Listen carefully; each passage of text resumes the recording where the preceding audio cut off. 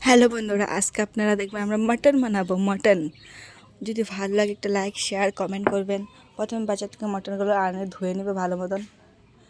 ওরা ধোয়া হয়ে গেল, রসুন পেঁয়াজ কাঁচা লঙ্কা আলু কেটে নেবে। পরে কড়াইয়ের মধ্যে গরম তেল করে নেবে। পরে পেঁয়াজ কাটাগুলো দিয়ে দিবে। পরে ভালো মতন লাল লাল করে ভেজে নেবে। ভাজা হয়ে গেলে পেঁয়াজগুলো একটু পাত্রের মধ্যে নিয়ে নেবে। পরে তেলের মধ্যে আলু ভেজে নেবে, যদি কেটে রেখেছি আলুগুলা।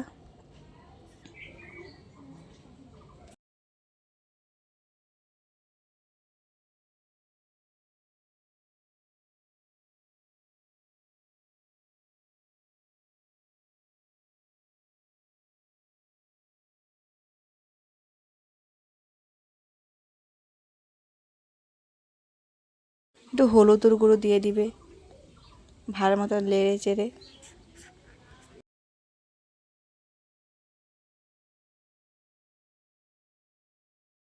আলুগুলো ভেজা হয়ে গেলে যেটা মাটনের মধ্যে পেঁয়াজ ভাজা রাখাগুলো দিয়ে দিবে। তেজপাতা রসুন হলুদের গুঁড়ো দিয়ে দিবে। আমরা মরিচ বেটে রেখেছি ওইটা দিয়ে দিবে। মরিচ বাটা আদা বাটা দিয়ে দিবে। পরে সরষের তেল দিয়ে দিবে। পরে নুন দিয়ে দিবে। ভালো মতন মেখে নেবে এগুলো মাটনগুলোরে।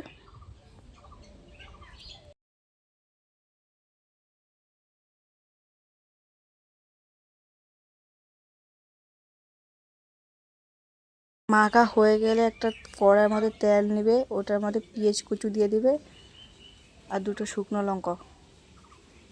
পরে মাখা রাখা মাটনগুলো তেলের মধ্যে দিয়ে দিবে।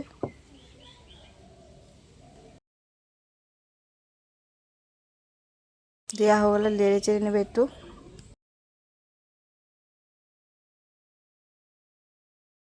আমরা মিক্সার মেশিনের মধ্যে পেঁয়াজগুলোর পিষে রেখেছি ওটা দিয়ে দিবে।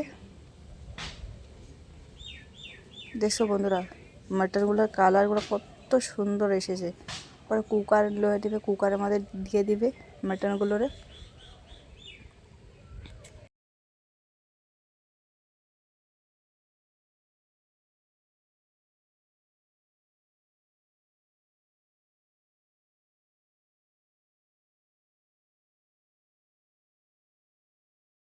মাটনগুলো দেওয়া হয়ে গেলে ঢাকনাটা লাগায়া 2 মিনিটের জন্য রেখে দিবে। 2-3টে সিটি মারবার পর এটাকে নামিয়ে নেবে।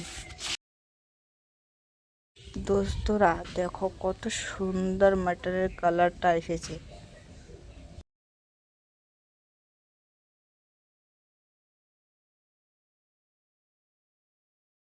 ভাজা রাখা আলুগুলো কড়াই একটার মধ্যে গরম কড়াইয়ের মধ্যে দিয়ে দেবে, ওটার মধ্যে মাটনগুলোকেও দিয়ে দিবে।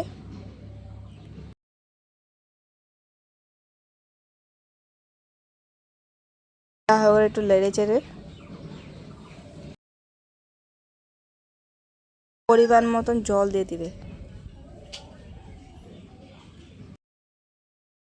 আর একটু নেড়ে চেড়ে এটা রাখা কাঁচা লঙ্কাগুলো দিয়ে দিবে। গরম মশলা বাটা দিবে, ধনিয়া পাতা কুচি,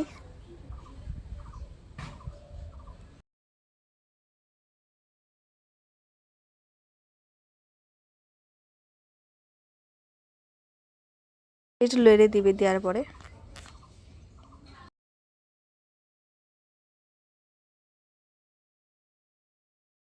বাস আমাদের মাটন হয়ে গেল। দেখো বন্ধুরা কত সুন্দর কালারটা এসেছে।